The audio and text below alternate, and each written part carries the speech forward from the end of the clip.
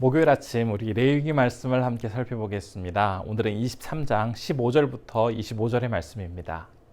안식일 이튿날 곧 너희가 요제로 곡식단을 가져온 날부터 세어서 7 안식일의 수요를 채우고 7 안식일 이튿날까지 합하여 50일을 계수하여 새 소제를 여호와께 드리되 너희의 처소에서 10분의 2 에바로 만든 떡 2개를 가져다가 흔들지니 이는 고운 가루에 누룩을 넣어서 구운 것이요 이는 첫 요제로 여호와께 드리는 것이며 너희는 또 이 떡과 함께 1년 된 흠없는 어린 양 7마리와 어린 숫소 1마리와 순양 2마리를 드리되 이것들을 그 소제와 그 전제 제물과 함께 여호와께 드려서 번제로 삼을지니 이는 화제라.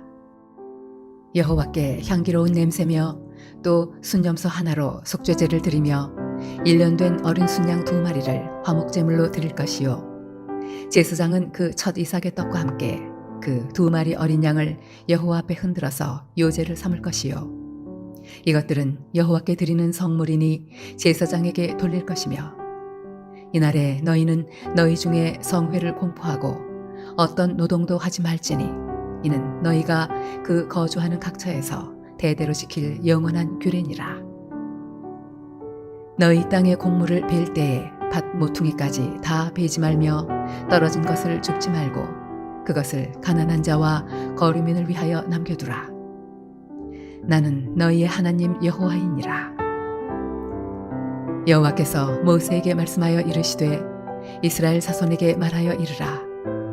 7째 달 곧 그 달 첫날은 너희에게 쉬는 날이 될지니 이는 나팔을 불어 기념할 날이요 성회라. 어떤 노동도 하지 말고 여호와께 화제를 드릴지니라. 레위기 23장은 절기에 대해서 기록하고 있습니다. 앞부분에는 안식일, 유월절 그리고 초실절에 대한 내용이 있었죠. 오늘 본문에는 77절과 나팔절에 대한 이야기가 있습니다. 먼저 15절부터 21절에는 77절, 맥주절 혹은 오순절이라고 불리는 절기에 대해서 설명을 하고 있습니다. 한 해 농사의 첫 열매인 보리와 모맥을 추수한 직후에 맞이하게 되는 절기입니다. 초실절 이후에 7번째 안식일이 지난 다음 날, 즉 50일째 되는 날 이 절기를 지키게 되기 때문에 77절 혹은 오순절이라고 부릅니다. 이날은 약 7주 전에 시작한 보리 추수를 무사히 마치게 해주신 것에 대해서 하루 동안 감사의 제사를 드리는 날입니다. 또한 출애굽 후에 시내산에서 율법 받은 것을 기념하면서 이집트에서 노예로 살아가던 백성들을 구원하신 하나님께 감사와 영광을 올려드리는 날이기도 하였습니다. 또한 예수님께서 부활하신 후에 50일이 되는 날 있었던 성령 강림 사건을 기념하는 날이기도 합니다. 16절 말씀을 보면 이 절기에는 새 소제를 여호와께 드린다라고 되어 있습니다. 기존에 있었던 것 중에서 택해서 제물을 드리는 것이 아니라 새롭게 준비된 첫 것을 구별하여 하나님께 제물로 드림으로써 모든 소산물의 주권이 하나님께 있음을 고백하였습니다. 주로 드린 제물로는 첫 곡식으로 만든 떡이라든지 흠없는 어린 양 7, 젊은 숫소 하나, 순양들과 같은 제물로 소제와 번제를 드리며 정성스럽게 하나님 앞에 나아갔던 것이죠. 그런데 22절에서 보면 이 절기에 특별히 기억해야 할 한 가지 사실을 강조하고 있습니다. 제가 그 말씀을 읽겠습니다. 너희 땅의 곡식을 벨 때에 밭 모퉁이까지 다 베지 말며 떨어진 것을 줍지 말고 그것을 가난한 자와 거류민을 위하여 남겨두라.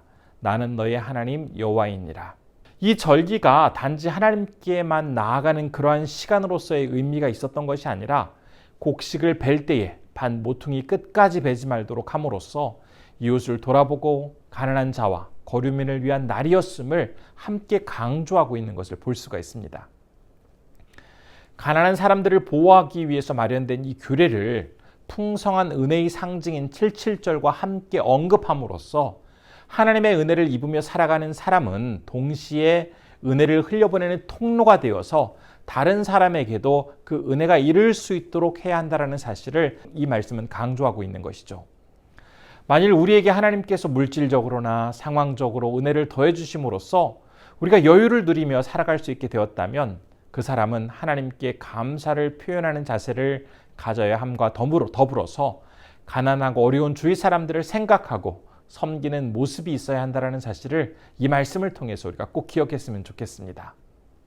하나님 앞에 나아가 드리는 그 감사는 이웃과 더불어 기쁨을 나눔으로써 온전한 감사가 될 수 있는 것이죠.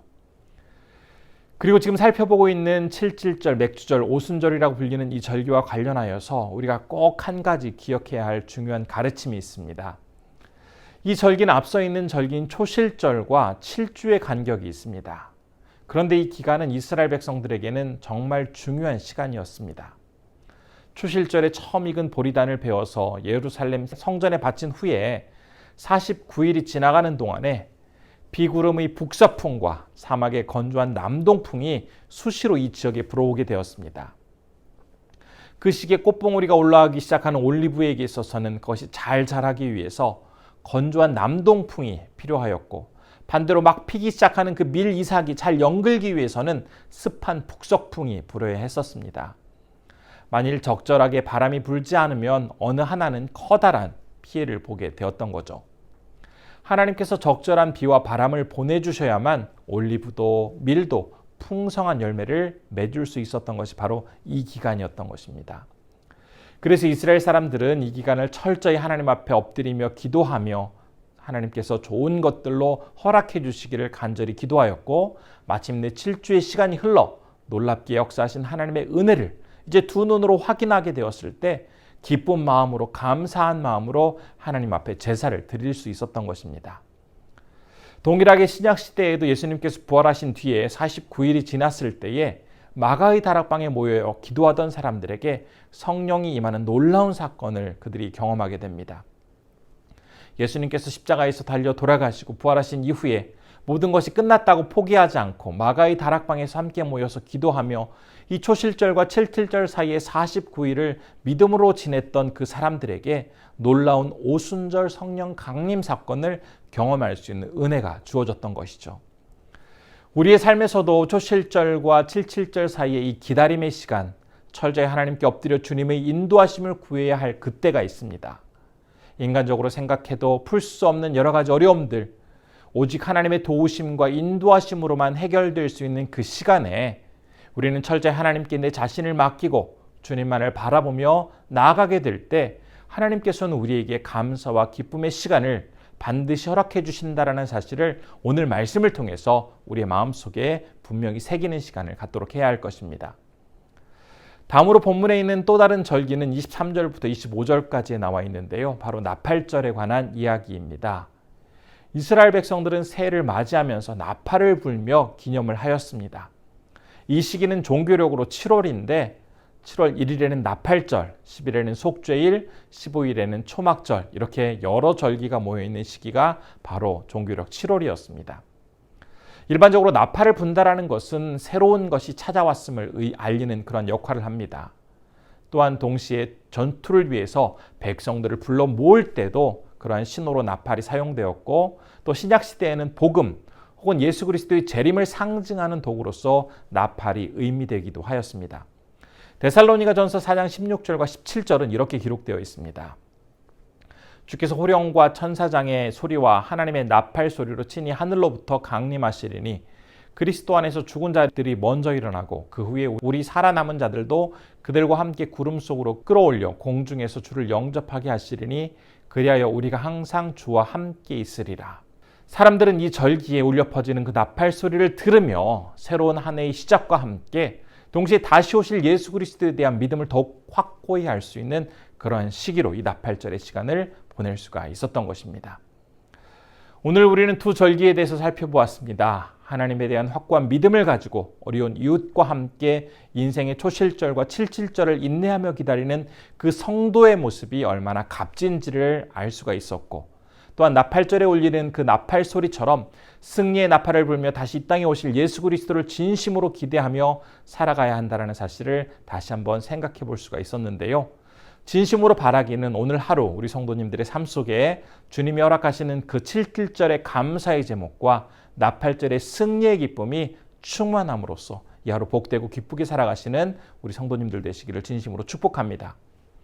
이 시간 기도하겠습니다. 첫 번째로 하나님에 대한 확고한 믿음 안에서 열심히 기도하며 어려운 이웃들과 함께 인생의 추수를 감사하는 그 7.7절을 맞이할 수 있도록 인도해달라고 기도했으면 좋겠습니다. 두 번째로는 승리의 나팔을 불며 다시 이 땅에 오실 예수 그리스도를 진심으로 기대하며 그 예수님의 재림을 믿으며 살아갈 수 있도록 인도해달라고 기도했으면 좋겠습니다. 세 번째로는 칠레의 하복국 선교사님을 위해서 기도할 때 양육과 이 전도 사역을 통해서 많은 이들에게 소중한 복음이 잘 전달되게 해달라고 기도해 주시면 좋겠습니다. 기도하겠습니다.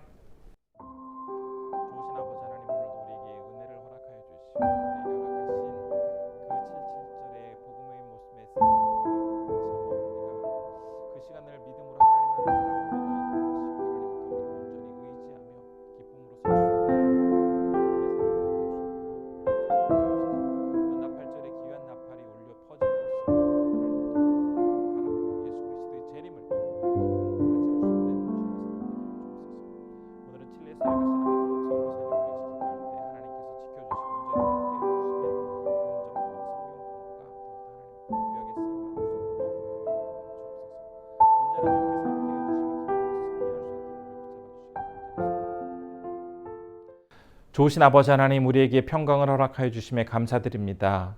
오늘은 우리가 7.7절과 나팔절에 대한 절기를 살펴보았습니다.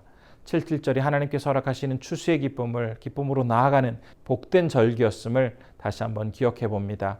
우리의 인생 속에서도 추수의 기쁨을 주님 앞에 나아가기에 앞서서 더욱더 겸손하게, 또한 어려운 이웃들을 돌아보게 하시고 하나님과 함께 온전히 기쁨으로 살아갈 수 있는 주님의 사람들이 될 수 있도록 우리를 붙잡아 주옵시고, 특별히 나팔절의 시간들을 통해서 다시 주님께서 이 땅에 오실 때에 나팔이 울려 퍼지며 기쁨으로 그날을 맞이할 날을 다시 한번 마음속에 새기며 다시 한번 주님의 재림을 기억할 수 있는 그러한 귀한 성도들이 될 수 있도록 아버지 하나님 우리 붙잡아 주시옵소서. 오늘은 칠레에서 사역하신 하봉욱 선교사님을 위해서 기도합니다. 복음 전파, 성경 공부 사역을 정말 열심히 감당하시는데 그 사역을 통해서 주님의 복음이 잘 전해지게 하시고 많은 영혼들이 아름다운 교회를 세우게 하시고 하나님의 역사에 귀하게 동참하며 더욱더 하나님 보시기 아름다운 모습으로 성장할 수 있도록 주님 붙잡아 주옵소서. 선교사님의 건강도 하나님께서 함께해 주시기를 원합니다. 오늘 우리 귀한 성도님들 하루를 살아갈 때에 비와 여러 가지 어려움의 상황들로부터 붙잡아 주시고 하나님께서 함께해 주심에 늘 기쁨으로 주님 앞에 나아갈 수 있는 복된 하루 되게 하여 주옵소서. 언제나 주님께 모든 것 의탁드리오며 예수님의 이름으로 기도드립니다. 아멘.